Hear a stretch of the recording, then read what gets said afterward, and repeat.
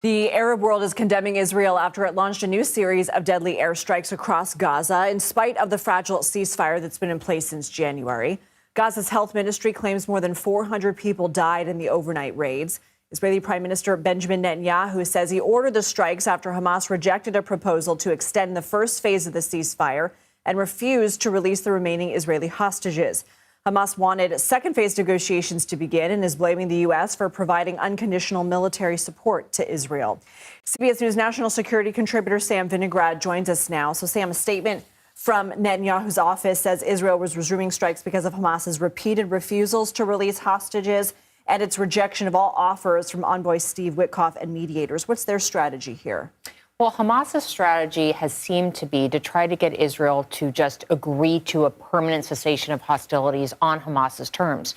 The flip side here is that Israel has been very focused on only talking about a permanent ceasefire if and only if Hamas agrees to leave the Gaza Strip and or to dismantle its military leadership.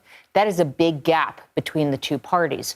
And so what we've had over the past several weeks since phase one ended, Lindsay, is Hamas refusing to accede to Israel's demands and Israel indicating that for phase one to continue, hostages had to be released. That did not occur. And now we have resumed strikes. We don't know if these strikes are an effort to get Hamas back to the negotiating table in a meaningful way or are a new phase of the war.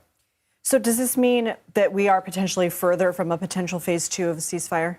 We just don't know at this point. Again, this could be a negotiating tactic, a pressure campaign, or it could mean that Israel has given up on negotiations and is purely trying to obliterate Hamas and change its military strategy in the Gaza Strip.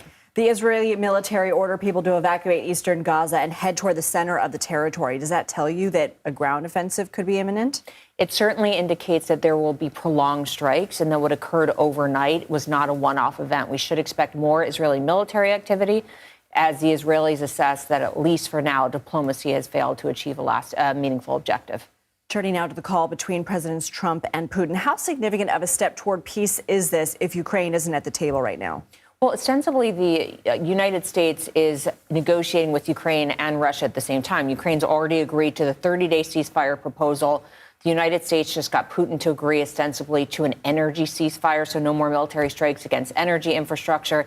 And the reality is that the United States has a lot of leverage over Ukraine when it comes to getting Ukraine to also agree to an energy ceasefire because the U.S. provides intelligence and security assistance to Ukraine. So I think that this was a step towards a bridging proposal, and the Ukrainians are likely going to be on board with this proposal. All right, Sam Vinograd, thank you.